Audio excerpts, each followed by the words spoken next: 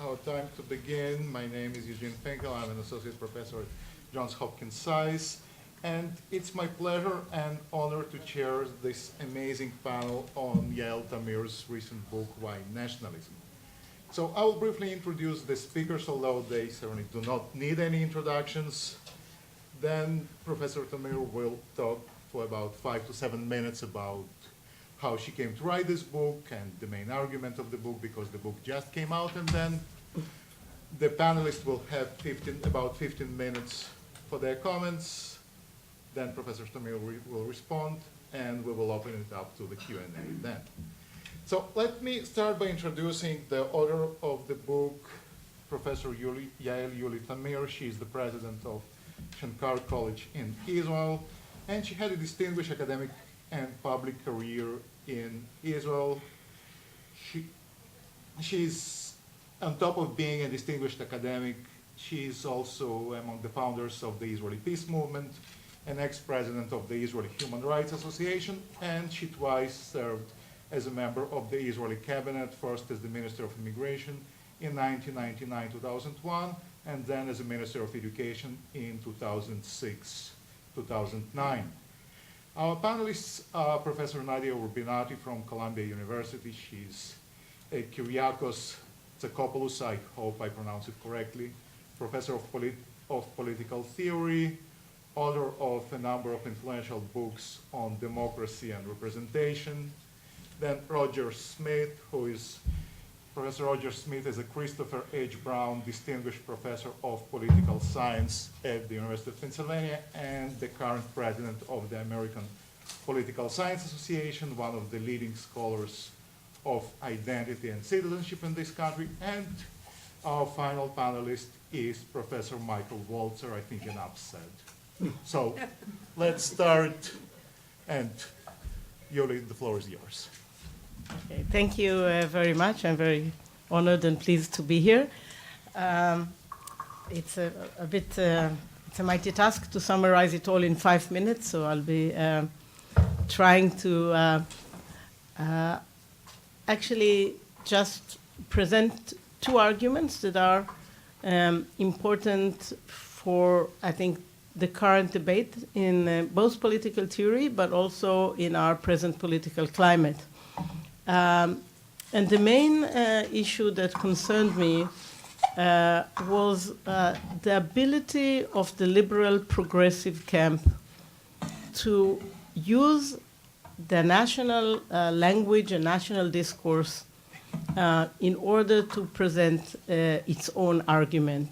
Following my previous work on liberal nationalism, I have believed for many years, and still do, that the ability to construct, support, and maintain democratic states is highly dependent on national arguments.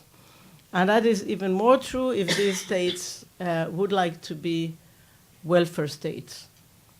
We don't know how to construct democratic political units that are justified and have long-term legitimacy unless we somehow refer to the national arguments.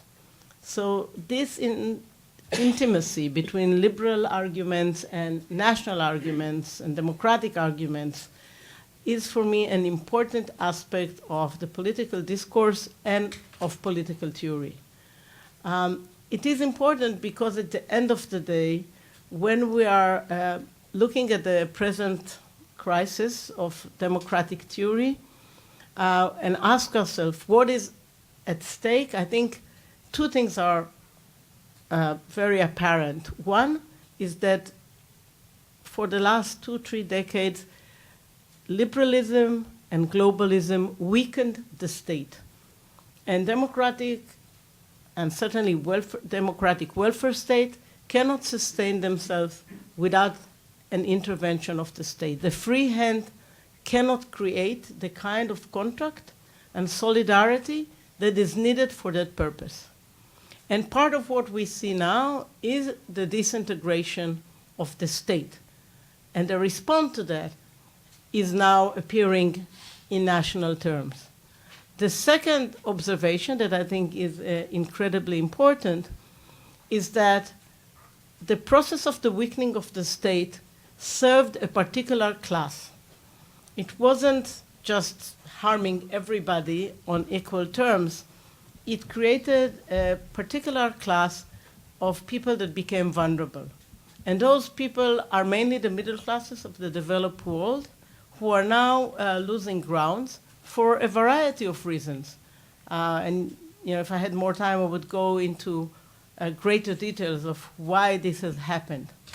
But I think it would be unwise to ignore the fact that many of the national, some would say populist, maybe I'll have time in the question period to make the distinction between populism and nationalism, but maybe many of the claims that are now emerging are claims of people who feel that they've lost ground and they have become vulnerable and that their own elites have deserted them, and they want somehow to recreate something that was incredibly important in the days of the nation state, and that is a cross-class coalition. Mm-hmm. So the move from a cross-class coalition to actually a class war, something that we are witnessing right now, and unfortunately, or expectedly, the people who win this war are the well-off. This has created a process of isolation of large segments of the societies and have brought them to endorse the national language in order to recreate something they have lost. So the class thing, the social aspect of nationalism is much stronger in this book than in the previous one, and I think it's actually the most important aspect that we should highlight right now if we want to understand how to recapture the power of nationalism in order to harness it for the democratic, liberal purposes that we cherish. Thank you. Thank you. Thanks. So let's move to the commentators, and let's go in the order that they're listed in the program. So let's start with Professor Nadia Urbinati. Okay, thank you. Thank you also for this, very timely book, and in some sense, in my view at least, very pessimistic at the end, because I don't know what can we come out with it. Anyway, so Yuli Tamir is gifted with the powerful sensors to detecting where we are and we are going. I remember the previous book of liberal socialism and liberal nationalism, sorry, published in 1993. In those years, many important things happened that would change the direction of politics in nation and international domain. I mean, from after the collapse of the Soviet Union, from 1990 to 1992, remember, Germany was reunified, 90 new nation states were established, the EU also were established with the Maastricht Treaty in 1993. So these events were like a celebration of liberalism and also somehow nationalism, but the opinion of the day, you remember the end of history, the opinion of the day was that not nationalism was dead, but in fact liberalism. That was the celebration of liberalism. The nationalist side of that story was not well noticed, and thus the book that Tamir published in 1993 was really something original, also for this reason. And she pressed in that book, she pressed liberals to see and moreover not to surrender nationalism to conservative, to chauvinist, and to racist ideologies. But that surrender was already started, in effect. And today, many countries are embracing the nasty kind of nationalism nobody likes. So the story that she makes is crucially relevant to us. This book comes exactly in the moment in which the divorce between liberalism and nationalism, and somehow I would say liberalism and nationalism, and also nationalism from democracy, and also from socialist democracy. There are different divorces in this book that need to be perhaps scrutinized and analyzed. The book starts with a chronicle of the chronology, very quick, of the liberal victories. So the first great victory against nationalism in 1945, the second one against National Socialism, against state socialism in 1981. So 1945 against the nasty nationalism, 1989 against state socialism. Liberalism was the sole winner and could go back to its roots. And the roots is individualism beyond borders. Our time is thus a time in which another divorce may perhaps happen, that between liberalism and socialism on the one hand, and in between also nationalism and democracy itself, as it is perhaps underway.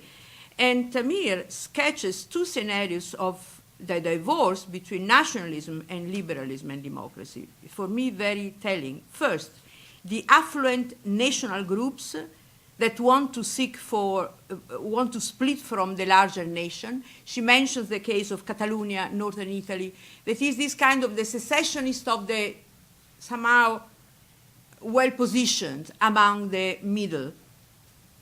And then the other outcome is the vulnerable, or the indistinct many that give themselves national. They give the national feelings an oppositional kind of distinctiveness. That is, they embrace or they are invited to embrace xenophobic kind of nationalism. So in one case, we have nationalism for the rich, aberration of liberalism, if you want to say so. In the other case, we have a nationalism for the vulnerable, an aberration of both socialism and of nationalism. As for socialism, I would say, with some few important exceptions, this has a very feeble voice or no voice at all. It has no strong party or no party at all, because all the center-left parties, in Europe at least, they became the repository of liberal rights and minority identity politics, indifferent sometimes to the social condition of the vulnerable, to whom they dispense charity and philanthropy. Who remembers now of T.H. Marshall's argument that housing, education, health, and job are the condition for democratic citizenship? And in this book, Tamir laments the dismantling of public education, an important issue in my view. So this is for the divorce. But she also speaks about betrayals or the abandonment of the elite or the intellectuals toward the large majority. And she writes at page 5, the blindness I am interested in is that of the elites. Betrayal of the elites, not only the very rich who can easily escape taxation, in fact they don't want to pay for anybody but themselves, but also the intellectuals, the scholars, the opinion makers, those who reflect upon politics and the political events. They also betrayed, in my view, the large majority, those who inhabit the mainland, as she mentions in her book, and the peripheral areas, places in which socialists and social reformers used to live years ago. They used to organize, they used to mobilize people, but they live now in Italy, we used to say they live now in ZTL city, meaning in those center core of the city in which you cannot enter with a car.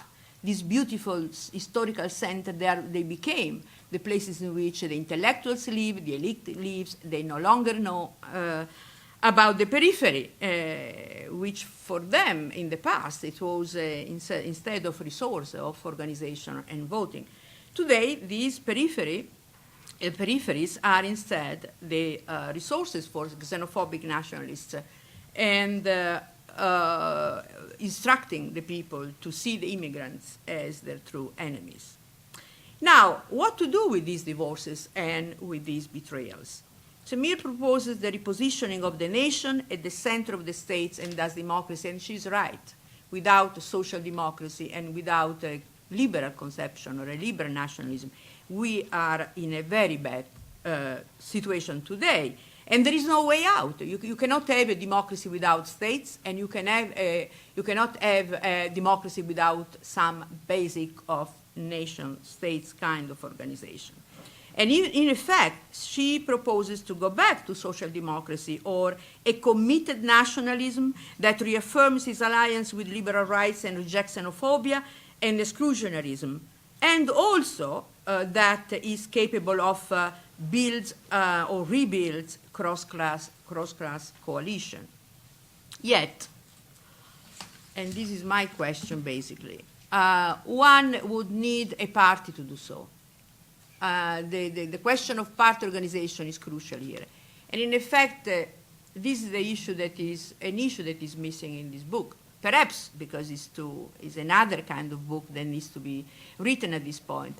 Yet I think that the transformation of the collective agents or the collective actors in democracy, in fact, the organized parties, is dismissing this weakness, this liquidity or liquid parties we have today, is one of the problems.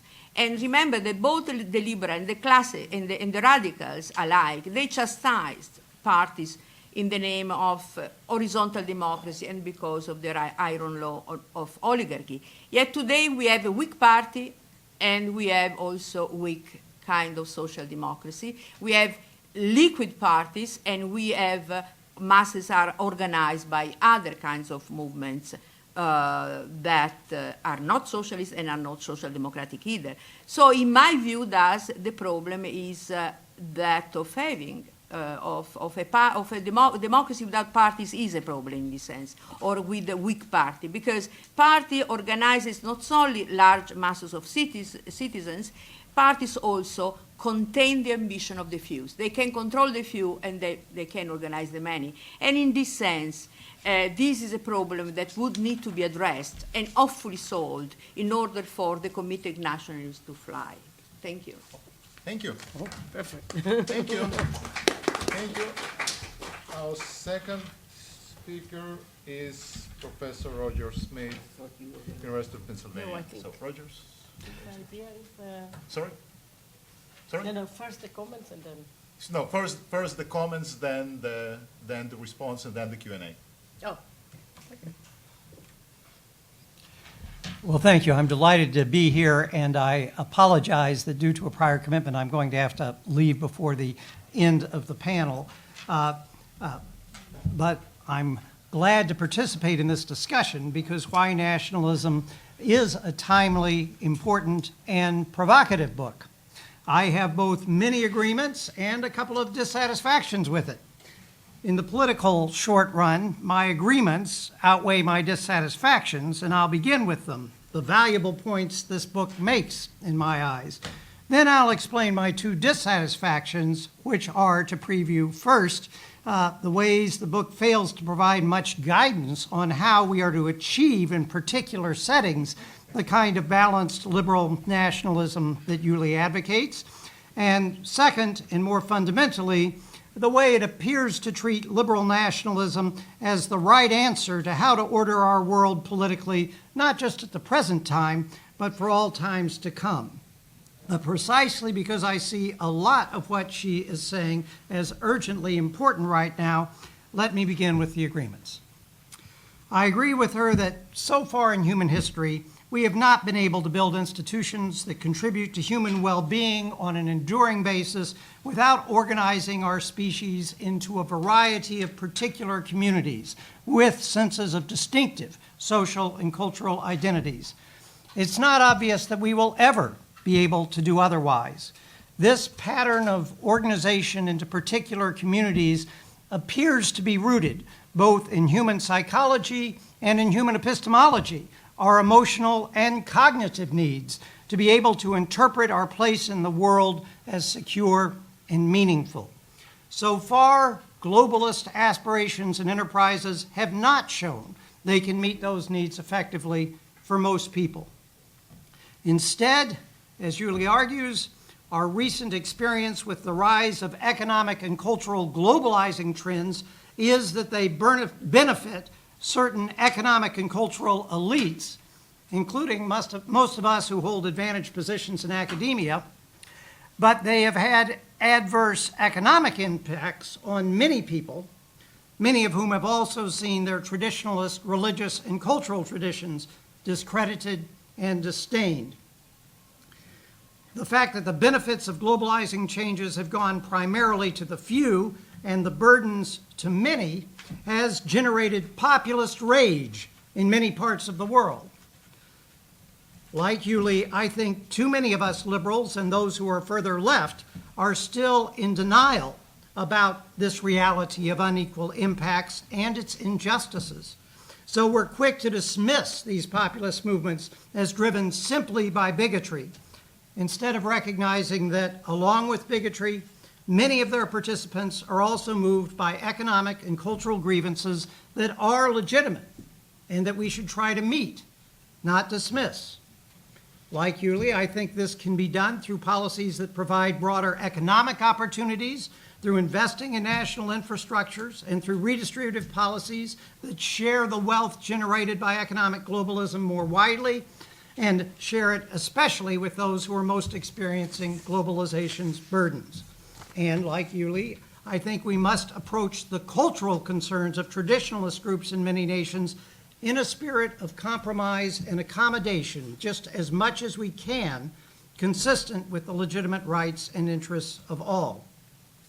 Finally, I accept with her that for the foreseeable future, the kinds of particular communities we must seek to strengthen must be national communities, bound together by desirable forms of what she calls liberal or committed nationalism.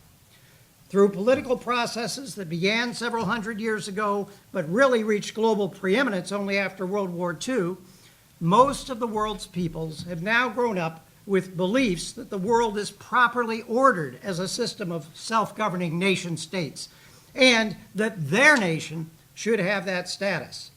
These deeply constitutive beliefs are now being mobilized with extraordinary effectiveness by nationalist populists as the expression of many of the legitimate grievances that those who do not share in the benefits of globalization feel, even as they also appeal to undesirable motives and illegitimate objectives. For the foreseeable future, these movements must be countered not by trying to make nationalisms go away, but by trying to make them better. So the economic and cultural policies we need must be primarily national policies justified by narratives of national identity, meaning, and purpose. So that's a lot of agreement. Now to my dissatisfactions. First, Yuli is vividly aware that nationalism can be a vehicle for authoritarianism, xenophobia, and repression of minority rights. In her closing pages, she says that the nationalisms she calls for must not be, quote, grounded in a sense of superiority over other nations, but in a belief that all nations have equal rights and duties to pursue the well-being of their peoples. She also says that in these nationalisms, the place of minorities must be secured, and that the nurturing of national identity must be complemented with actively fostering empathy for citizens who are not fellow nationals. And again, she insists that social risks and opportunities must be distributed transparently and fairly, and that the less well-off should not be forced to carry any unfair share of the social burdens and risks. My dissatisfaction is that she doesn't give us much guidance on how we channel the current resurgence of nationalisms into these desirable directions. Her suggestions about building infrastructure, redistributive taxing to provide public services do speak to the last economic set of concerns. But on how to keep nationalism from turning into assertions of national superiority that dismiss claims of minorities and outsiders, she offers little advice. Full disclosure, I'm about to publish a book called That Is Not Who We Are, that, in broad sympathy with Yuli's project, tries to offer such advice. But my purpose here is not to advertise that book, or not primarily. While I think I have a few good ideas, I'm not at all sure they're enough. And so I would like Yuli and all others who share my sense that we must meet resurgent authoritarian chauvinistic nationalisms with better forms of nationalism and better national narratives to join in the endeavor of figuring out just how to achieve them. And I wanted more help from the book in this regard. My second and perhaps more fundamental dissatisfaction is related to this first one. Yuli writes as if our sole task is to renew, to use her term, the three-way partnership among nationalism, liberalism, and democracy. Through much, though not all, of the book, she writes as if this combination is not just the answer to our immediate challenges, a claim with which I agree, but the answer for all time, a claim which I profoundly doubt. Ironically, though Yuli criticizes Frank Fukuyama's old claim that with the end of the Cold War, agreement on liberal democracy and capitalism represented the end of history, she too often writes as if once we include nationalism in the blend with liberalism democracy, we have found the principles of global political ordering that represent the end of history. I see no reason why we should think this is the case, and so I don't think we should operate on the assumption that it will be or should be the case. Although I agree with her that it's hard to see how we can avoid structuring our world as some system of more particular political communities, there can be many such communities and many such systems. As she regularly observes, with only a few slight equivocations, despite their pretensions to eternal organic pre-political status, nations are fabrications that once had to be made and now must be continually remade. Up to World War II, though nation states had been on the rise for some time, most of the world's population and most of the world's territories were governed by empires. The emergence of the world as a system of sovereign nation states is a recent phenomenon, and there's no reason to think that it will last forever or even to the end of the 21st century. From late in the 20th century, alternatives to sovereign nation states, including supranational confederations and heightened autonomy for subnational regions, communities, and peoples, these have been on the rise. The current surge of nationalisms is pushing back against these developments. True, but it's far from clear that a world ordered primarily as a system of sovereign nation states, a world that has really only existed for less than a century, is the world we will always have or that we should always have.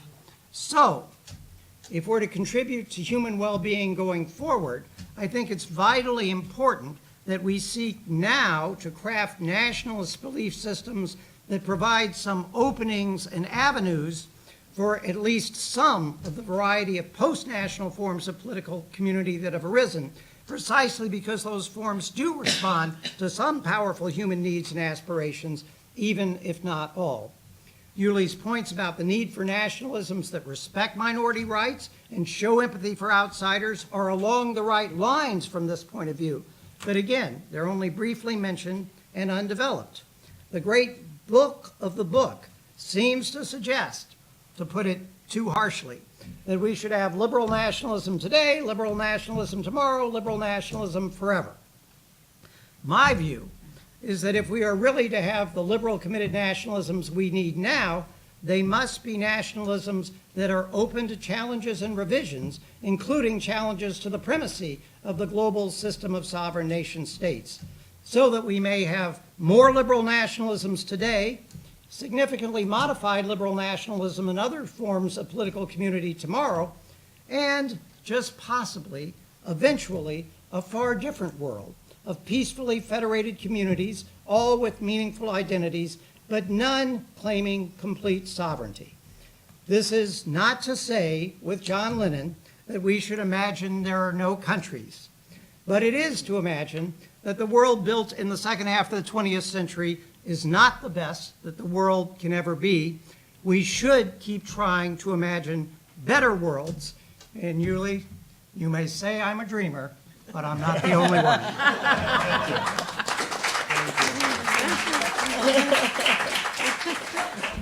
Thank you, and now to our third panelist, Professor Michael Walzer. So the floor is yours. Well, I am a Tamirite.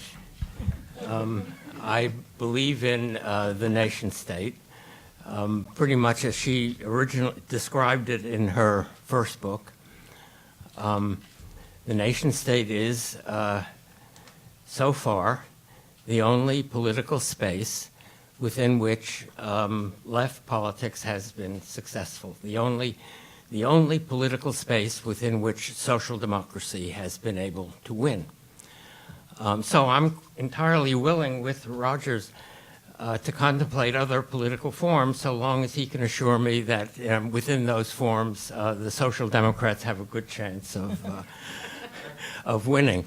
When the EU was formed, we all believed, or many of us believed, that this was simply going to be a bigger space for social democratic politics. And that turned out not to be true. And there's much to be learned from that experience. I am still one who believes in sustaining the EU if it can be sustained. But it will be an organization that has to recognize much greater possibilities for self-determination inside its union.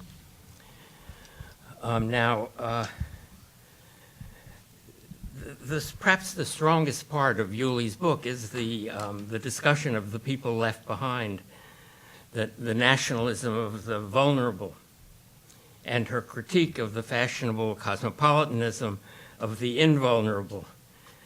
Her book expresses an understanding and a sympathy for the deplorables that is often missing among liberal writers, though a lot of people have been trying to figure out how to relate to the deplorables. They mostly haven't described or acknowledged, as Yuli does, the hard choices required by any decent relationship. But before I get to what ought to be done, her last chapters, I want to comment on one omission in her analysis of where we are. And if you look for religion in the index, you will find it's a reference to one endnote describing how dangerous religious zealotry is. But the book says nothing about the frequent union of revivalist religious zealotry and far-right nationalism.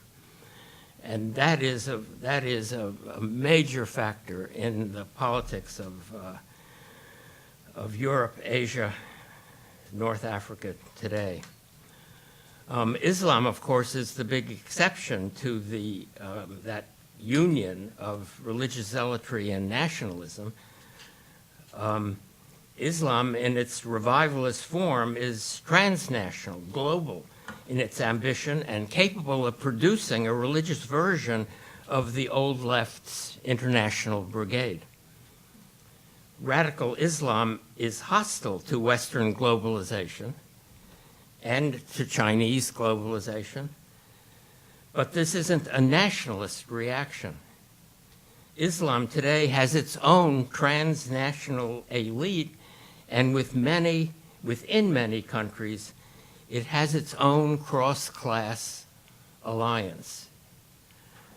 And I think, I would guess Yuli thinks, that the creation of decent nation states in the Muslim world would be the best answer to the Islamists, though how to do that, I don't know.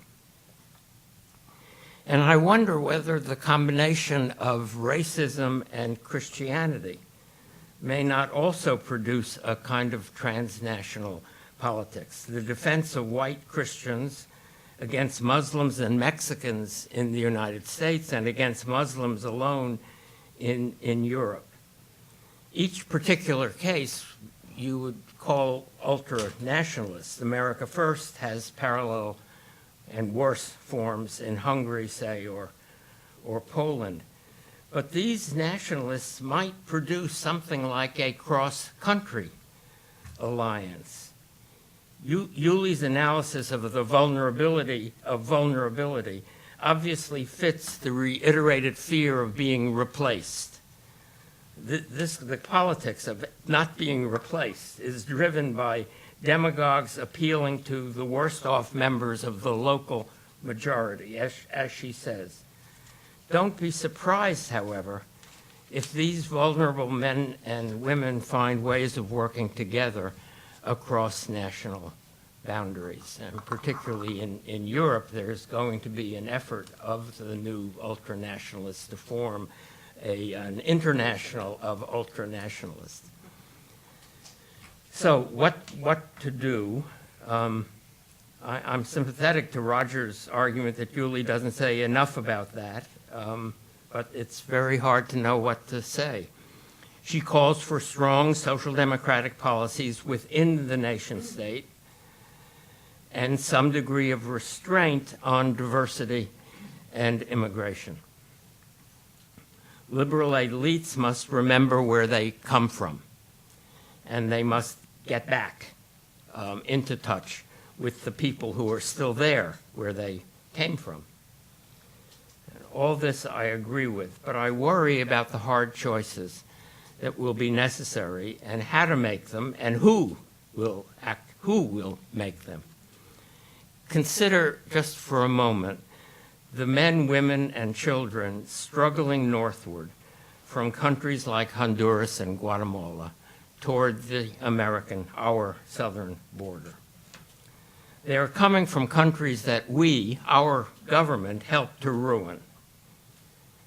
So how can we fail to take them in?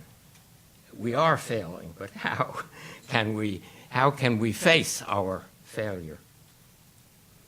And given the likely flood, if we open our southern border to all the people who really need asylum, in part, as I just said, from governments we have promoted, how can we answer Yuli's question, how much diversity can be taken in while retaining social cohesion?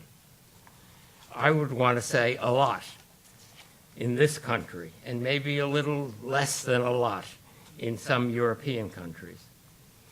But recent history suggests that it doesn't require a lot to inspire the revolt of the vulnerable. So finding the right balance, those last words on Yuli's last page, that is not going to be easy. Thank you. So, Yuli, now we have an opportunity to respond, and I also hope that in your response you will also have a chance to expand on what the book is, so the stuff that you did not have an opportunity to do during your opening remarks. Okay, thank you for excellent and inspiring comments.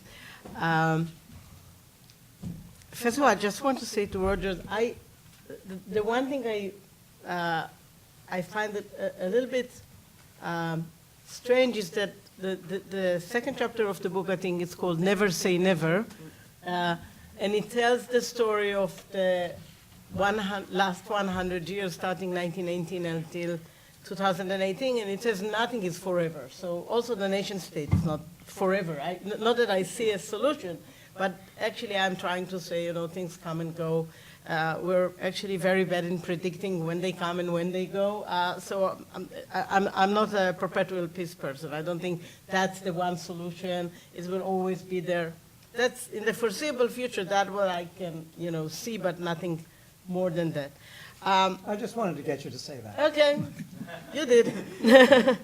The other questions are really, I think, extremely difficult. To start with what Nadia said, it's all about organizing. I'm a political person. I've done political organizing all my life, mostly failing, as you know, in my side of the camp in Israel.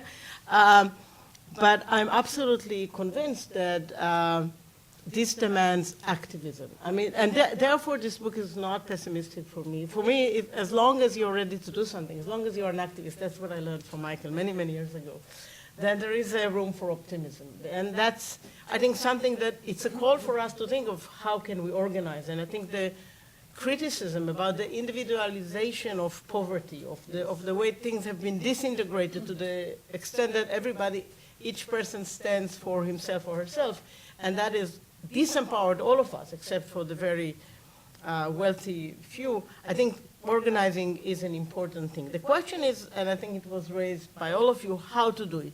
Well, if I knew how, I would run to be a prime minister rather than write a book. But the honest answer is that there is no universal answer to this question. Because I believe in nationalism and because I believe this is culturally related, what could be done we spoke previously about Denmark, or in France, or in Israel, is very different. There is no one size fits all. I just wrote a short article about what happened after the burning down of the Notre Dame, and how, exactly as Nadia said, that the fact that some people were sort of very generous, giving sort of to rebuild the Notre Dame, actually irritated the people. It wasn't received as, as a generosity. It was received a bit as an oppression, and it is. So I think Macron, for example, did offer some solutions. Now he actually shifted quite a lot from his first days in politics, and he's now saying, yes, I have to think about what people are. First of all, he started by saying something that for me, and I think Michael said it, is extremely important. There is some truth to these claims of the vulnerable. Well, you can't just say it's populism and then, just go and forget about it. So he started looking at some of their claims and giving responses. Some of them are very particular, like the actually dismantling the institution that educates the French elite. It's relevant there. It's not relevant here. I'm sure, Roger, that one of your solutions will be along civic lines and constitutional lines, because I know your previous work.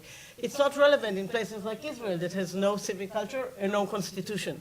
So actually, the solutions are tailor-made, and it's tiring because at the end of the day, you will have to look at different culture and see the whole idea is to tie into something that is relevant to the people, to their tradition, to their beliefs, and so on. So I agree that I could try and write more about it, but I'm also very doubtful whether there is just one, magic sort of a policy that will apply for all countries in all times and make it right. I take Michael's points. I certainly did not write about religion, partly because you did, but partly because really I think that that's another book. And you have to do this, the relationship, because I come from a country where religion is extremely important. And I actually didn't write about Israel. I was asking myself when somebody would write, why didn't I write anything? And partly because of this, because to sort of reconstruct the relationship between religiosity, nationality, and democracy is a different type of project. But I think it's absolutely an important one. And I think that if you look at the Muslim world, it's even more important where the Ummah, the Islamic Ummah sometimes overlap for some interpretation of the Ummah, and sometimes actually is overarching and brings in different kind of national groups. So and Israel is just the opposite. The nation and the religious group just overlap. So there are, again, different cases, and we should be very careful in analyzing it, but absolutely true. Religion plays a role, an important role in modern, and as it always did with nationalism, and partly because in many countries religion is very closely related with the tradition, with the way people see themselves, with the way people understand their culture, their identity, who they are. And there is this tension between the religious identity and the national identity, and not very easily can you say what falls under what title. So I accept this. I just thought that going that way would take me too far from where I wanted to go this time, but I absolutely think this is a great challenge. To conclude, I would say the following. I think I had one purpose in this book, and I think it's I think a lot of people had this purpose. Those things happen in waves. So that's a nice thing. If you're part of a community, then you see those things come and go, come and go, come and go. Not only is that to re-legitimize this discourse we're having right now, which because I'm a veteran of this discourse, and I know when I'm accepted when my papers are accepted and when they are rejected. So there are periods where people say, yes, you're right, and then there are people who say, you're off the, where have you gone? I mean, you come back to the liberal world and say, no, this is important. So we're back into this discourse, and I welcome it. And I think that the most important thing we can do now is listen to voices that we haven't been listening to in recent years in order to reshape our own discourse. And Nadia rightly cited this part. It's our ignorance that I'm interested in. You know, and I say to myself every time, also as a politician, I'm always asking myself, where have we missed our opportunity to make a difference? And partly it's because we're so convinced and so much enchanted by this theory that was sort of for us the best of all possible worlds that we couldn't be listening. And now when we listen, that's my grounds for optimism. Thank you. So does any of the panelists want to chime in or offer some remarks before we open it up for the Q&A? Okay, so let's then open it up for the Q&A. So yes, please. Yes, and could you please also introduce yourself before you ask a question? Oh, thank you. Alex Gustav at Princeton. Thank you. I thought it was probably one of the best defenses of nationalism, or this idea that we should at least try to make nationalism better that I've ever read. But I feel like I have this one kind of uncomfortable thought. So, like, I feel like you rightly point out that, you know, basically it's much easier to be cosmopolitan when you're benefiting as a liberal elite, let's say. But you can also kind of be as cynical to nationalism and say it's much easier to be nationalist when you live in a well-established nation state that provides a social safety net, right? And we have a lot of people who live in failed states and so on and so forth. So, I mean, I kind of totally sympathize with your concern that, you know, nationalism what we have right now, maybe we should try to destroy it better. But my question is, a lot of you point out, is this uncomfortable thing that pops up everywhere. So in this respect, I'm wondering whether you think it's possible to have a strong liberal nationalism as a system, right, and at the same time be more open to immigration than we are now. And I'm curious in this respect whether this is contingent on the empirical reality, whether you think that diversity is breeding conflict or not, because a lot of people challenge it as well. So, Thank you. Yeah, so we have enough time to do it one by one. So excellent, and thank you, because I forgot that I wanted to say something about it, so I'm grateful for the question. I think that immigration is an important question, and I think nation states can take immigration. By the way, despite all our, you know, our conversation about immigration, that seems like the whole world is moving around, only 3% of the world population is not living in the country where they were born. We should remind ourselves that number just because it will keep our mind clearer. I think what happens with immigration has to do with two concepts that we can deal with. First of all is that of sovereignty. I think a lot of the debate in Europe about immigration was the feeling that Germany, because of its own past, made a decision that was imposed on European states that didn't agree to it, and therefore undermined their sovereignty to decide who is coming in and who is coming out. So each country wants to defend its own borders in a way and to define immigration policy. Each and every country does that. But countries, especially wealthy countries, especially wealthy European countries where the birth rate is very low, can take and should take immigration. The second most important issue is who bears the burden of immigration. And with weak states allowing immigrants to come in without ever working to integrate them in the society, without spreading the burden among the different parts of the country or different areas or different neighborhoods, what you get at the end of the day is that certain communities pay the price and certain communities advocate for immigration. And that, again, is a fair distribution of cost and benefit would change, I think, the attitude toward immigration, and that, I think, is incredibly important. I've been Minister of Immigration in Israel. I can say one thing about the Israeli reality that is, I think, very important.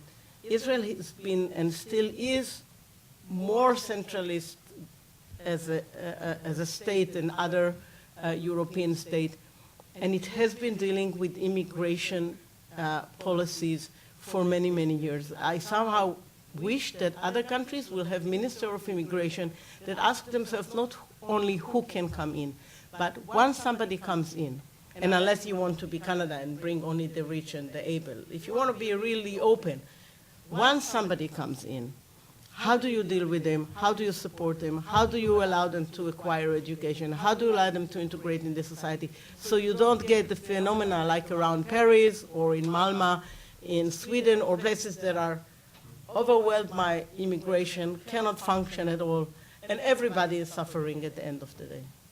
Thank you. By the way, if any of the panelists also want to chime in response to questions, then feel free to I do have, so. Sure, go. at this point, because I didn't do what I do now. On this issue, I think that the question of nation states has to do also with the size. There are some nation states very large and very powerful, like China, United States, and others less. So it's not simply a question of nation states, but how they are positioned in terms of size. And the other issue is the question of sovereignty and immigration. The European Union, in this case, could be conceived as a way of not solving, but certainly giving a great contribution to that kind of liberal nationalism that you are advocating, because it is a way of redistributing costs and benefits, because at the state level you cannot do that in that situation. Thus, you have to make, not, of course, we are critical of individualistic cosmopolitanism, but these forms of cooperation among nations is crucial in order to make the good case for liberal nationalism, precisely because you have more ability to deal with these issues. Thank you. Yes, please. Yeah, yes, you. Yeah. Could you please introduce yourself also? Sorry, just going to stand up, sorry. So I'm Jasmine Daniel, I'm from Oxford University. First of all, I just want to say thank you, Joel, for this amazing book. In my research, I'm observing the impact of globalization on national identities within forming civil societies, and especially you may know about the nationalism of the less well-off, and cited several times. I mean, there is some papers from Priesi et al. From Switzerland, so I'm originally from Switzerland, that's the reason why. And my first question, and I mean, you mentioned it just shortly in the introduction you wrote today, is about, and I really enjoyed it by reading, because you bring this to the point, it's this differentiation between populism and this new nationalism from the less well-off. Could you elaborate a little bit more about that? And secondly, so you were all talking about what's the solution. Coming from Switzerland, who has populist movements, populist parties as well, who are still enjoying a lot of support, but they are not as successful as in other countries. We have a multi-party system. We have a lot of direct democratic mechanisms, like referendum initiatives. Would that be like a solution in some countries, especially when we talk about France, where Macron is discussing to what extent it should be increase direct democracy? Thank you. Thanks. Yes. Well, I think just I'll start from the second question. I think, yes, I think one of the things that Macron is doing, and I don't know if it's going to work and really materialize into policy, is saying to the people, I want to listen. I want to have more referendum. I want to have public assemblies. He's going from one place to another, which is very admirable. Talking to people, listening. And I think Macron was, at the beginning, seemed very sort of aloof to what is happening around him, is now changing. And I think that is part of the solution, yes, giving people a voice, which is actually the purpose of democracy. Exactly. This kind of dismantles the power of, like, for example, like Le Pen, who argues that the elite is not, because it's not representing us anymore. Yeah, I think it's too early to judge. I think that the changes has really occurred in the last few months, and I don't know how it will take time to adjust, but I think it has a potential. And when looking for policies, I mean, I think this is one of the things that is, at least for the French, given the French history, is very proper thing to do, and opening up the government to hear really these voices and giving them a choice to vote and be influenced. Now, the question about populism and nationalism is a very important one. I think that, the 19th century saw the nationalism of the elites. The elites wanted to promote the national project, and they recruited the people and created the cross-class coalition. By the way, which happens also in separatist movements. In separatist movements where you have to have the people behind you, then everybody is included. It's an inclusive nationalism, not necessarily more just, because it's usually the nationalism, as Nadia said, of the affluent and the people who doesn't want to pay for the poor people in southern parts of Italy or Spain, but it is inclusive internally. the nationalism of the vulnerable, I think, coming from below, is seeking a way to define itself. And so it defines itself in contradiction to two very different entities. The other, which could be immigrants or Muslims, and the elites. Their self-definition is negative. They have no territory, they have no clear identity, they have no history, or nobody has ever told them their own history. So they are now creating a narrative. And as we know, narratives are always partly about yourself and partly about the other. And their others are different. It's the elites and people who don't belong to the majority, which is an interesting question. I mean, I'm now writing a paper about, now everybody's advocating what he's doing now, so Go for it. and now it's not a book, but it's a paper about how identity politics actually created the self-consciousness of the identity of the majority, which was sort of dormant for a while. So I think in many ways, those are the two groups that the nationalism of the vulnerable attacks. So first of all, in this respect, it looks like populism, but it's not necessarily populism. The other thing that I think is very important to say, I've said it, but I will repeat it, the fact that you claim that the elite didn't serve you right is not necessarily, or the claim is not necessarily false. I mean, what we're witnessing now is selfish elites that turn their back on the people, and saying that, though it is commonly said by populists, saying that it not necessarily makes you a populist, maybe you're just making a descriptive claim which is just. So, and it's very easy to say, oh, forget this populism. But when it's, I think, adequately describes a process that we have been turning a blind eye to, it's important to listen to this. Thank you. Thank you. Alberto? Yeah. Well, Please introduce yourself. I don't know about the morality or non-morality of the question of nationalism, but there is something erupting and going on in Europe that is quite very clearly perceived.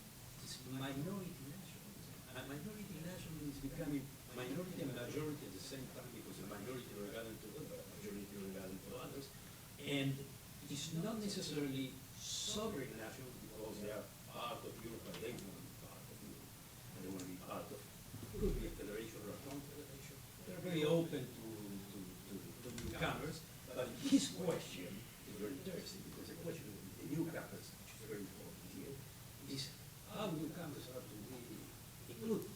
And here, what minority nationalists do, I'm very clear, is welcome to the club, but you adapt to me, not to you. In other words, the question of integration is very clear, and I'm not rejecting you. And the problem with that, and I admit that that's the reason that I'm in favor or against, but very socialists and social democrats are in favor of that. But the problem is that there are tremendously right-wing people that are very much in favor of that. In other words, they are not in favor of nationals as España, but they are in favor of Catalonia, Italy, whatever. They figure out that despite that these guys are very liberal, they will become very ethno and very exclusive. That's the reason. But it could work in both sides. So I'm not talking about the great future, but the near future, it seems to me that it is going into that direction, and it could be operated in a very inclusive way rather than an exclusive way. But inclusive way is one of the options. They are very, very much in favor of Israel, not in favor of the kind of Israel state, not in favor of the Jewish nationalism. In other words, they think in the Jewish nationalism in terms that you are colonizer, and the real nation are the others. But the kind of Israel state is the kind of state that we imagine and figure out, very rich, very productive, understand itself, very nationalist.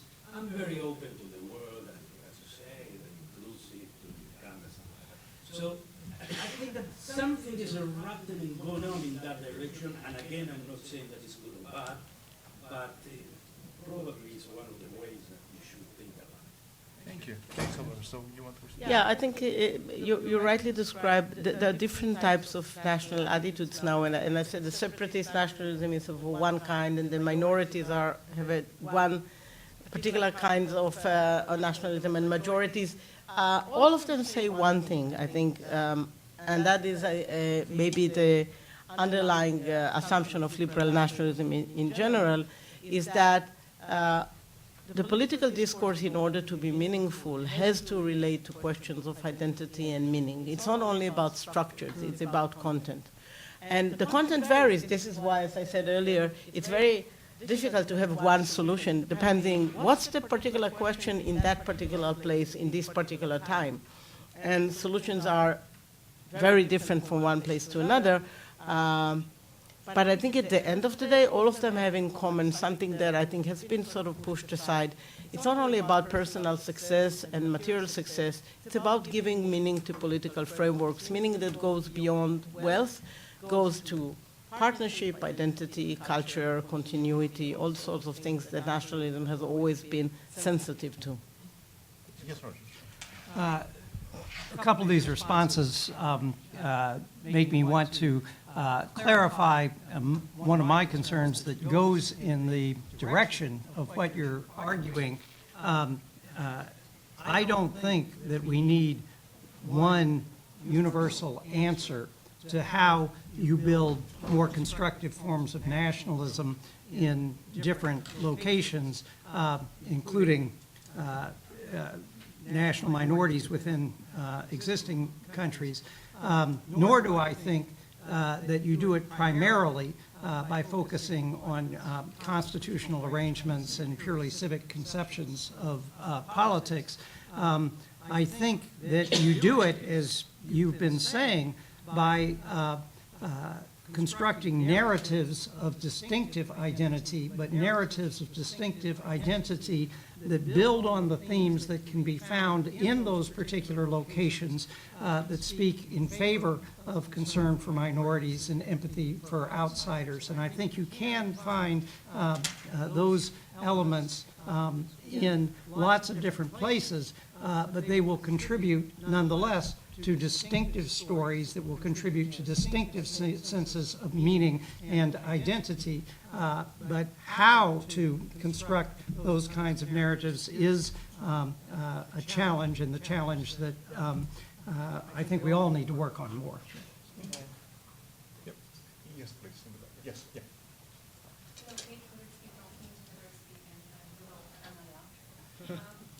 I want to ask a provocative question. While I'm very sympathetic to your analysis of the current moment, I am a little troubled by an assumption of the future that underlies your prescription.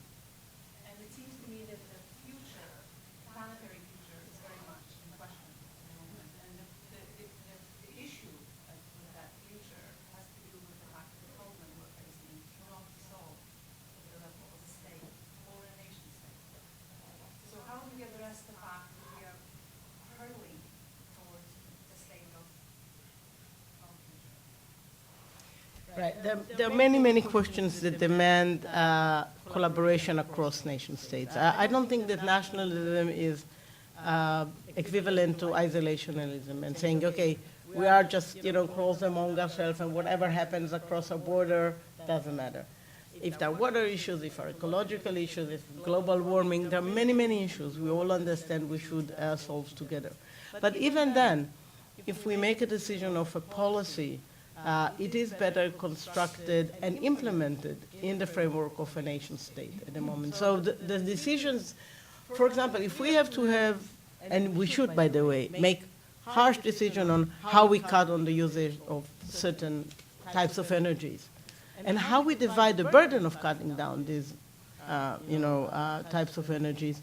This is a question that only a nation state can answer. So it's not like either we forget the rest of the world or we are globalists. I think actually we have seen, and we usually have had international orders based on the League of Nations or the United Nations or whatever. We are supposed to work together. that doesn't undermine our will and our need for sovereignty and self-government. Yes, please. David Alcott from NYU. You had a point about you have to provide identity and meaning. And I'm thinking, from the idea of rational, we would like to say it's economic, and people vote their economic interests, or vote their political power interests. But this point about identity and meaning is that maybe they vote for something else. Looking not just in the United States, but in the United States, clearly those who voted for Donald Trump are not voting their economic interest.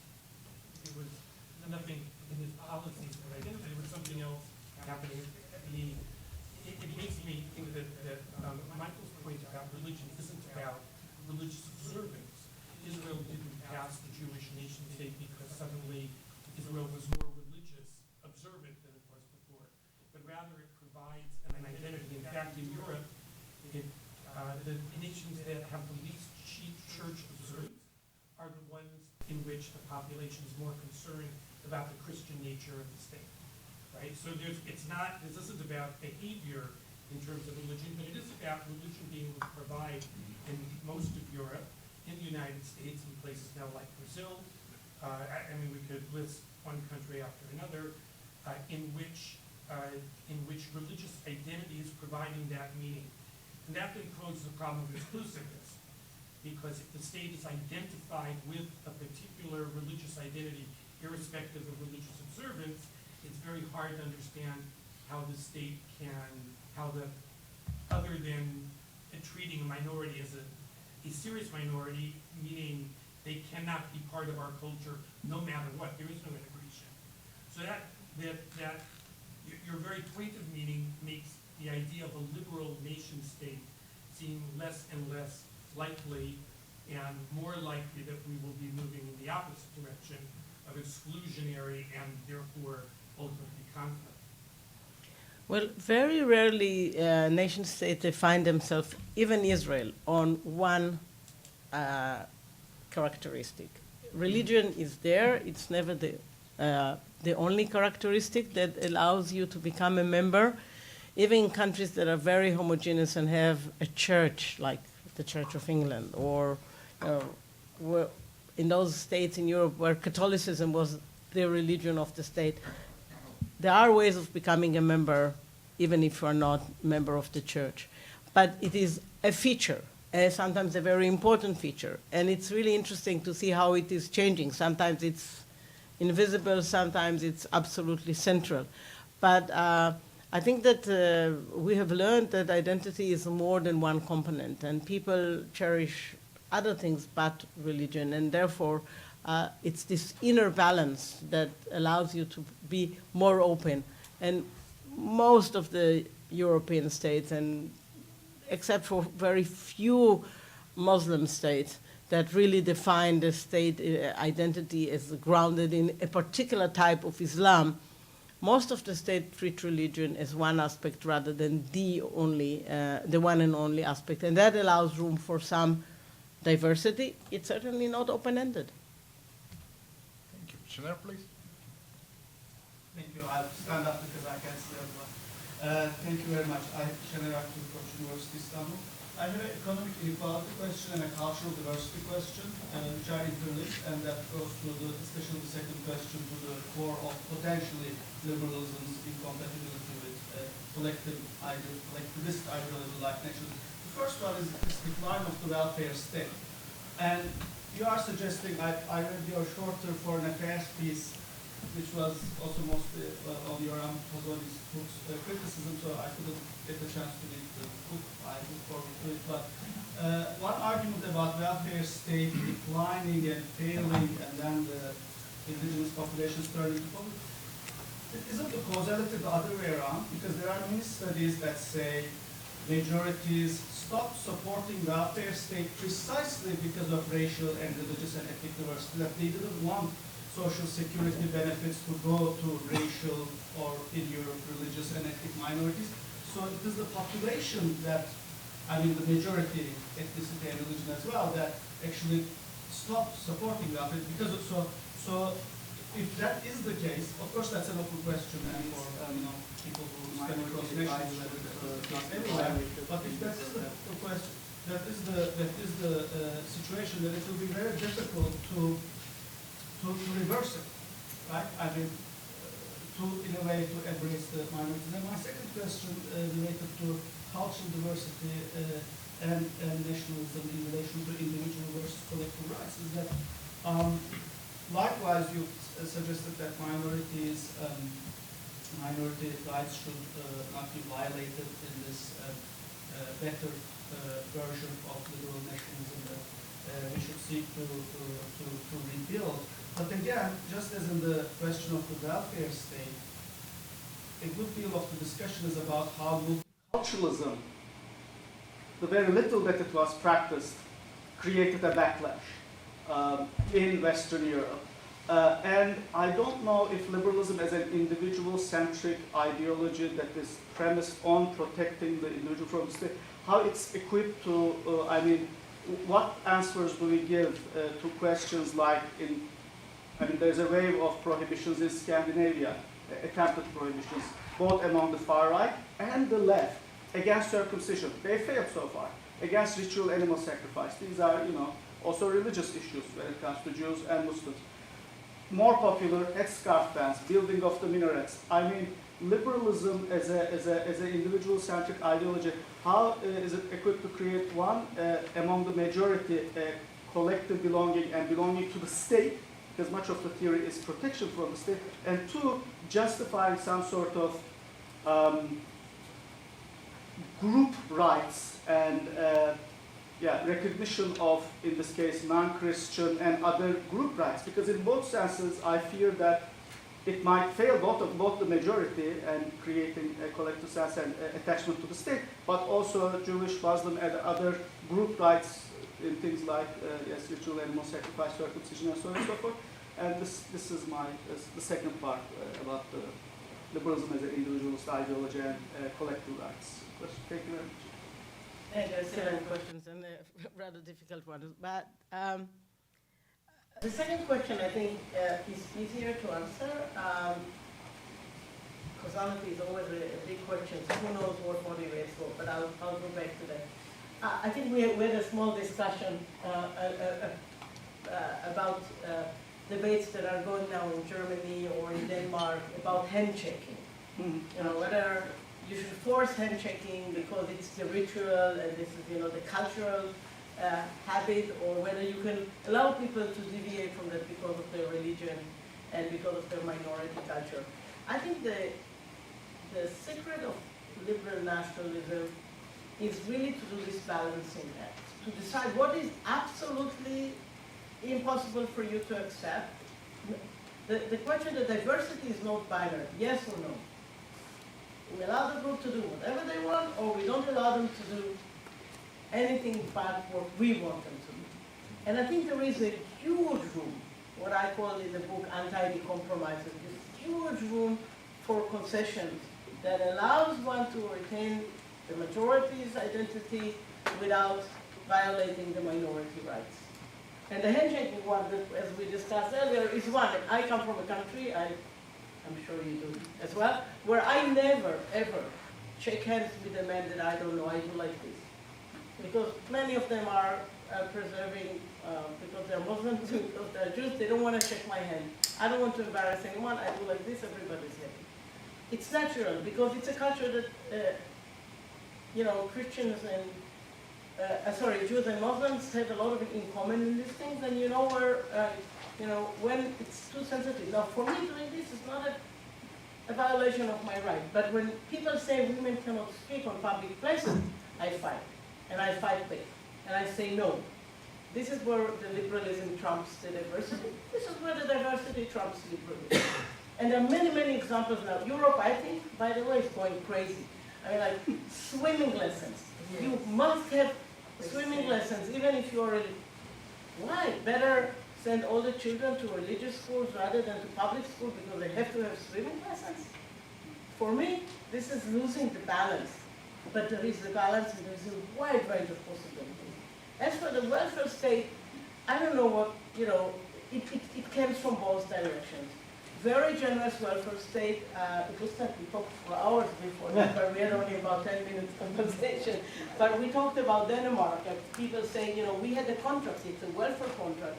We are paying and we are distributing among ourselves. So that's true that is one of the reasons people don't want immigrants to come. And in this respect, this is the kind of nationalism that is very much motivated by the welfare agreement. On the other hand, when we speak about the vulnerables, places where the welfare state has been disintegrated, the disintegration of the welfare state, I think, is the cause rather than the outcome, or rather than the reason for what is happening. So again, writing about nationalism, I think all of you know that there are two options and they're both problematic. One is to write a typology, that this kind and this kind and this kind and this kind and this kind. It's endless and tiresome. And the other one is to generalize and miss some cases. So I go for the generalization in order to see the larger picture. But you're right, you can write now a typology of relationships between welfare and nationalism, between religion and nationalism. There's so many typologies. At the end of the day, you can have a huge map of how all those things interact, and it's very important. I don't undermine this attempt. But for me, what was important was to capture just something that is more general and more, I think, characteristic of what is happening right now, almost globally. And then you can dive into the different issues and deal with them rather than just, start with the typology and then try to cluster them together, which for me is always less,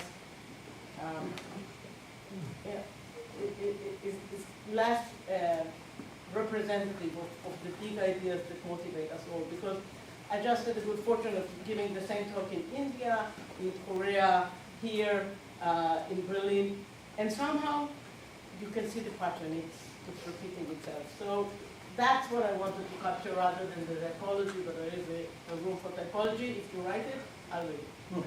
Thank you. Adas? That's from Henry. First of all, thank you. It really speaks to me and I empathize with it a lot. I wonder, though, if there isn't, or if it's not a much stronger argument in places that have had a social democratic moment.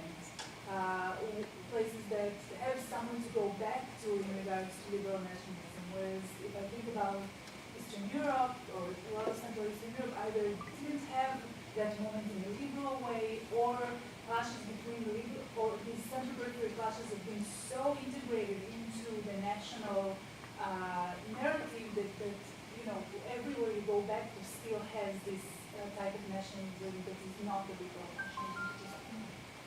Yeah, sure. Every liberal nationalism is more natural in societies that have a liberal background. But I think that, as I said, never say never. I think Eastern Europe is changing, and its economy is changing. Its conception about success are changing. It's not stuck in the past. I think it carries the burden of the past, but it has many features that allows it to become more liberal, and actually they may have to go all the way to the new liberalism and back, as all of us did, so maybe there's no jumping, stages. But at the end of the day, this is just, as Locke once says, if you have a pedigree of rights, it's easier for you to be liberal. If you don't have it, it's harder, but it doesn't mean that it couldn't happen. Yes, please. Yes. Yeah, Martin Rickman, Columbia. I want to make two questions.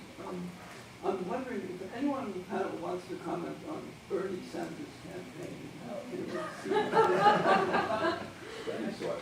Also, regarding Michael's question about Islam, again, you mentioned U.S. policy towards Central America, and then I think you would agree when I say that the push with Islam, of course, is partly due to what we expect from the Saudis and the Saudi policy, and what happened when Brzezinski said that it was worth it to whatever if it destroyed the Soviet Union. And then this became a justification for that even the Saudis set policy and so on. On the other hand, I also wanted to ask you, you said you don't see what's an alternative.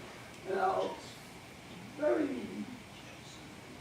well, not provocatively, but hazardly, suggest that perhaps Algeria and Sudan, what's happened recently, will verify perhaps something with the Arab Spring, although that may be So there is a related question from the next person on the Bernie list. Sanders. So I think Gulnaz- you should do the Bernie Sanders one. just a second. There is a related question. So Gulnaz, you said. Yeah, I have actually very talking about Bernie Sanders. Thank you very much, Yuli and everyone. I will not share for dinner King's College London. A very short question. Yuli, what do you say to leftists who tell you that your attempt to revitalize the discourse on liberal nationalism takes away attention from criticizing global capitalism, of political consequences of which we're discussing in the first place?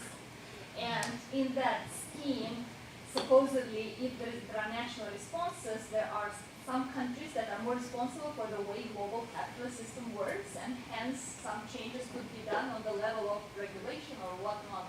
I wonder how you deal with this sort of a big response from the left about global capitalism. Thank you. So let's. Yeah. So who wants to go first? Oh, the question about what you say about Bernie Sanders and then about the Arabs bringing some of the Muslim countries. So who wants to go first? I do. Okay. Okay. You're the star. Okay. I think that what I say to leftists is that actually they haven't been fighting the fight of those who have been left behind. I think that's part of the problem.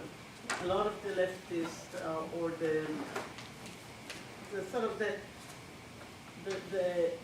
the strong connection between the progressive camp and globalism, and the openness to real needs across borders have made us all quite ignorant of what happens in our own society, and that I think something should happen to the left and to socialists in general. I think for me one of the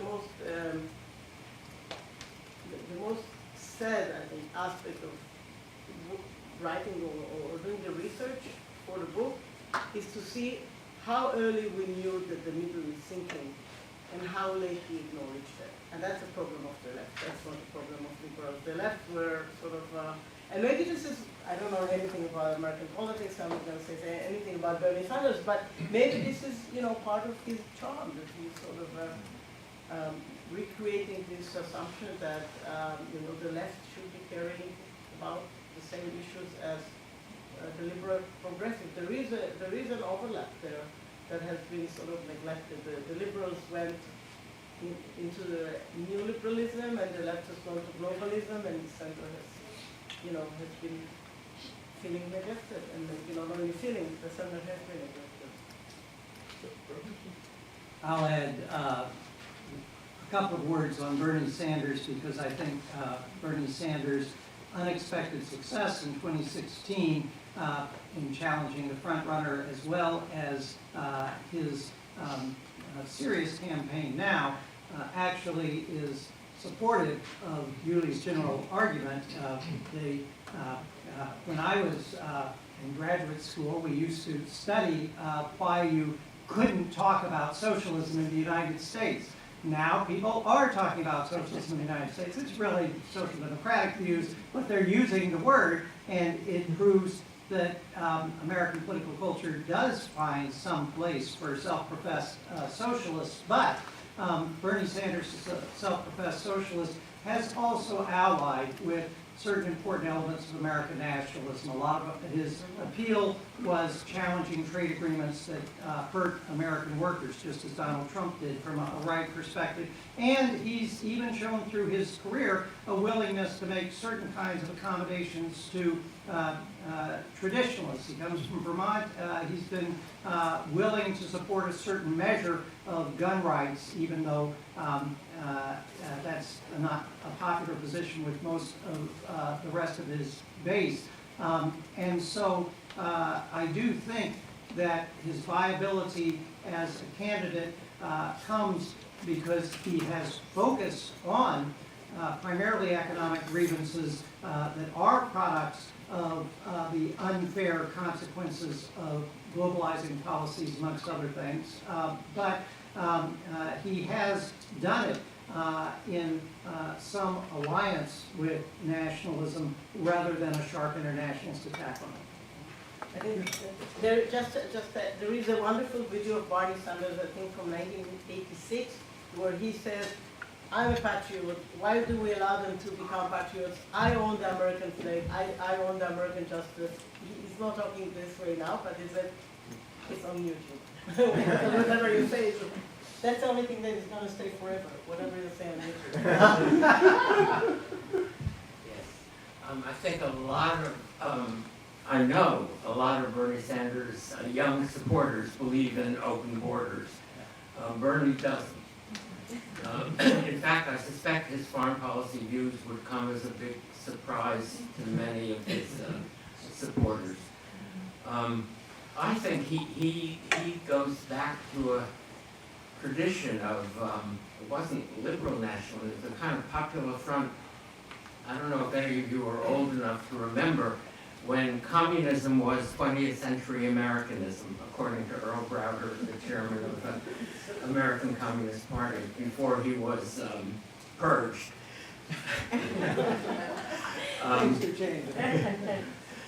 Bernie believes that socialism is 21st century Americanism. And it is a tradition that it was very kitschy. And a lot of left intellectuals hated the Popular Front because of its kitschiness. But left intellectuals need a little bit of kitsch, I think. And Bernie has it. I have to tell you, I do not believe that someone who looks like an old Jewish socialist can be elected president of the United States, but I've been surprised before. You want that? Okay, so then the gentleman in the back, yes.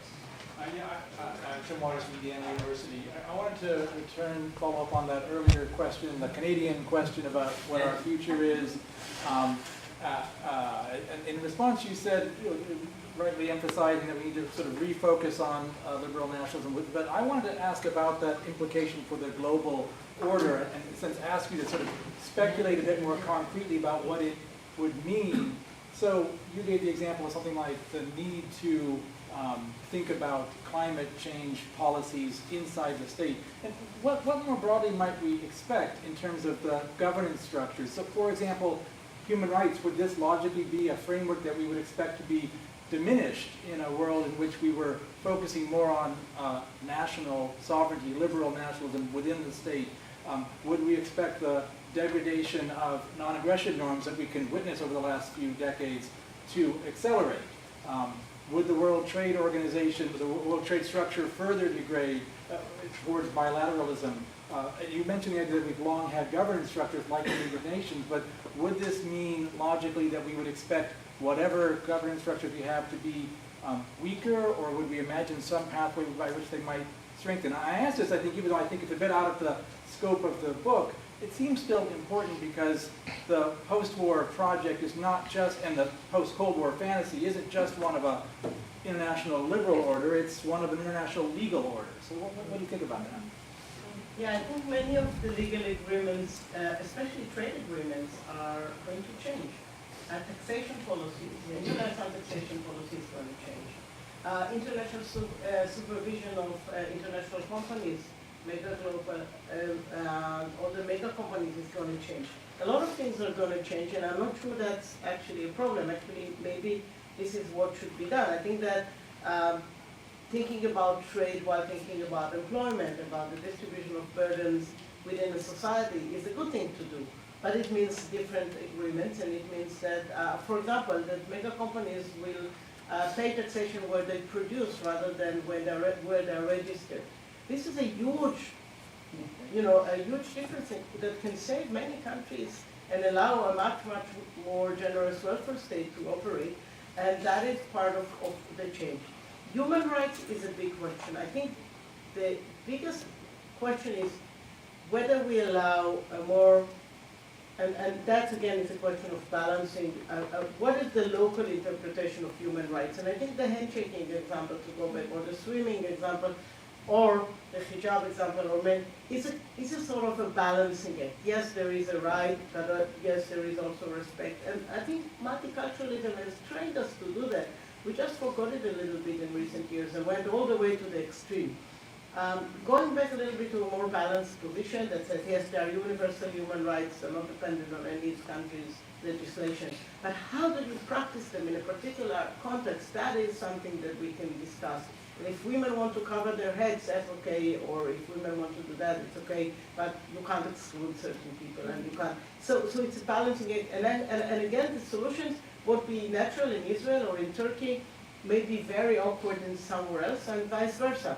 You know, I studied at Oxford, and Oxford praised itself when I came in. We said we're very international, everything is international, and we're neutral, and blah, blah, blah. And one day I said to Anthony Kenny, who was the master of the college, I said to him, you know, Anthony, I really appreciate this view, but every room that I go in has a huge cross in it.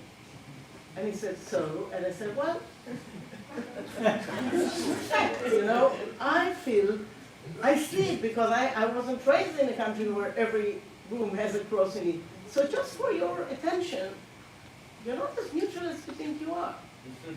So. Yes, so Yuli Tamir from Queen's University, which is still a strong hold of liberal nationalism. My colleagues were Kimika and Margaret Moore, and now also David Miller, partner. So, but I'm an empiricist, comparatively studying this in my devoted center in Eastern Europe, where things are going south right now. And I noticed that the term liberalism, also in teaching it, graduate seminar on nationalism, which I have been teaching for quite a while, but I noticed that we spend a lot of time talking about whether this word itself has been emptied because of all the baggage. And I wonder whether you have reflected upon this, how we communicate something that as analysts we think is a good word for our definition of it, you know, as the analytical concept as opposed to the practical use of it. And when I go to do my research in Central Europe, I face the same thing, is that if I use this, so there is this association of liberalism with the transition fatigue, with the failure of the project that started in the early 1990s, with the realization that those systems were established as liberal democracies, but it's, you know, the buildings there that no one actually has moved in the right way, or people don't feel that they have been represented. So essentially all of this to say, what do you think of that issue? That's one thing. The other thing about the balance, that theoretically, it sounds like the right answer, that, you know, there has to be. So you said that the success of liberal nationalism depends on finding the right balance, which is the point where, for the majority, the titulars or whatever, what is the point where of non-negotiability, and then beyond that starts the space where diversity becomes nationalism, I suppose. So, which makes sense to me. How do you find it? How do you find it? And is it trial and error? I see the issue in Canada right now, which is one of the saner countries, but Quebec, and also this mandate to indigenization of everything, and how kids in schools are laughing about it, and are we raising a generation of kids who are going to be the site of or agents of that? So I guess, how do you find the balance? Is it just trial and error? How risky and costly is that? Okay.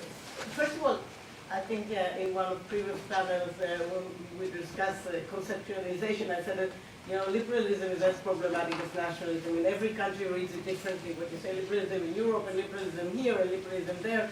This is always, you know, it's not one term, and I agree that it is one of the tasks also to define liberalism. Not that it is such a great and clear concept, that there's a lot of ambiguity around it. It also goes to this balancing it. And I think, again, there's no, because it's a balancing it, I think one of the things I learned from Isaiah Berlin was that that is a constant thing we should be doing. This is the work of our lives as political agents and as moral agents. We keep on balancing, and there is never a right answer. We sometimes succeed and sometimes we fail, and we always try to find the balance. Thank you. And whenever we make a mistake, we have to correct ourselves. This is why never say never. There's never one solution that is going to be right for all possible periods and all possible contexts. We have to be active agents, and this is why freedom is so important to us. So I think what we demand as a precondition is to take into account more than one set of values. The outcome is contingent on the situation, and therefore, as I said, it's very hard to give a list of answers. You have to, it's a trial and error, it's an ongoing process. This is why politics is important. Otherwise, we would go to the rabbi, he would say, this is what you do, and we all obey. Thank you. So, Giovanni, Yeah, Yuval Feinstein, University of Haifa. So my question actually comes exactly at the right moment because of what you said. So I understand that your proposition requires utilizing the flexibility of nationalism, which I'm sympathetic to. I think in the case of Israel, it's going to be very difficult. We have evidence, currently some evidence that I'm presenting tomorrow, shifting the course towards something more liberal and benevolent. It's going to be, to say that it's difficult. But I was going to ask you about liberalism, because liberalism is also, as a discourse, it's quite moldable. It's quite flexible. And there are some authors who are saying, the new right in Europe, they use some of the main tropes of liberalism. So including, of course, in Hungary and Le Pen in France, freedom and rights and all that stuff. And we know that they use the second order values. First you secure the position of your group, and then you say, okay, now allocate rights. So my question for you, as both as as a political activist and as a political philosopher, how do you defend the kind of liberalism that you have in mind in light of the inherent flexibility or mobility of the liberal discourse? Again, I'm trying to say something that I think is answering generally these questions, that there is, especially because both liberalism and nationalism and democracy and social democracy, what have you, they're all very flexible. All these interpretations are demanding constant revisions. And it's true. For me, one of the nicest things in political theory is to see how how theories borrow from each other. And people say, oh, I would never be a nationalist, and then the next thing they explain to you something that is totally grounded in national theory. And the same thing about liberalism. Sometimes liberalism is abused in ways that are, worrying. You won't get a theoretical answer for that. I think that's the most important thing for us to understand. There is no, unless we become very dogmatic, and I think that would be wrong, there's no one answer, one definition that, okay, you've deviated from this answer, come back. We have sets of values and we have sets of balancing acts. And that's what we have. That's it. We won't get, this is the one thing I would say, it's not going to be, it's not going to change, because that's the way we are as human beings, with different values and different things that we care about. That's what politics is about. It's about trying to get the best possible solution. So all these questions, wishing for a solution, will not get an answer. And if they will, the world will be terrible for me. I don't want to live in a world where there is an answer. I want to live in a world where I give different answer and mostly fail. Just one quick word, since I, like Rogers, have to run off. I think it might be helpful to think of liberal as an adjective. Liberal nationalism, which Yuli has written about. Liberal democracy. Populism is a revolt of democracy against against the liberal constraints that ensure that majorities can't do anything they want to do, and liberal socialism, which Nadia has written about. In each of these cases, liberal plays a certain kind of restraining role on the thing that we value. We value national membership, we value democratic politics, we value socialist egalitarianism, but each of these requires the modification of liberalism in the sense that each of them has to be constrained to allow internal dissent. And neither nationalism nor democracy nor socialism is naturally pluralistic. But liberalism imposes constraints that open the way for pluralism. So definitely. So I will abuse my right as the chair to ask the final question. Well, so I understand why someone who does not study American politics, you wouldn't comment on Bernie Sanders. But I want to ask you, and that's something I was wondering about while reading the book.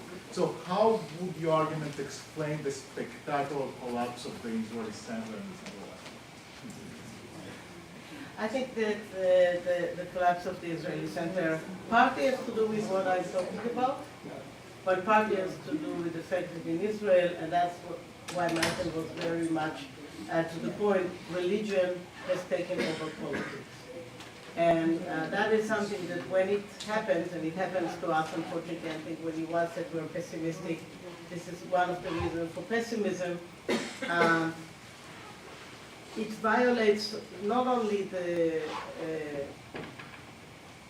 balance, it violates the discourse, because we come to the point, I think the major problem of Israeli politics right now is that we have three camps, each holding different basic presuppositions, and they can't converse.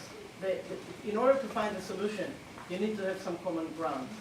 And between me and the rabbis and the Shiite and the Sunnis and the imams, there is no conversation. And when there is no conversation, democracy collapses. It doesn't have to do with liberalism, nationalism, whatever. And this is the tragedy of places where religion took over the public discourse. And that's one of the reasons I didn't want to write about it, because this is a different issue. It's a very problematic issue. I live it every day.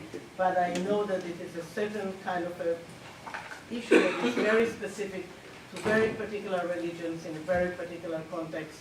And unfortunately, it's our context. Thank you. So please join me in thanking the panelists and please, before you go to the next one, go on Amazon and buy the book. It's excellent.